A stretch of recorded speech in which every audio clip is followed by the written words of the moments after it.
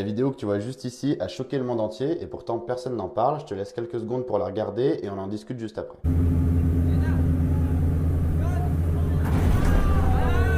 Ce que tu viens de voir là, c'est deux navires des gardes-côtes chinois qui se sont percutés en essayant de mettre la pression sur un navire philippin.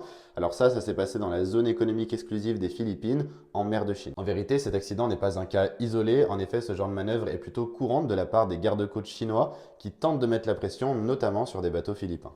Alors bien sûr, c'est une manœuvre d'intimidation, mais en géopolitique, c'est un exemple très parlant du rapport de force asymétrique qui est actuellement en train de se dérouler en Asie du Sud-Est entre la Chine et les autres pays qui l'entourent. Derrière cet incident, il y a une véritable stratégie militaire de la part de la Chine qui souhaite contrôler des îlots en mer de Chine méridionale. Pour les relations internationales, c'est un cas d'école. La Chine, elle montre un visage de paix, elle agit plutôt par la diplomatie avec les Occidentaux, tandis qu'avec ses voisins, elle n'hésite pas à employer une politique de puissance, d'intimidation et de déstabilisation. Cet incident très impressionnant dont on parle pourtant peu dans les médias montre à quel point l'Asie du Sud-Est est un point chaud de la géopolitique mondiale.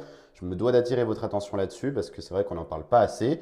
Pourtant, c'est un point qui est très important pour les questions de défense et de stratégie internationale.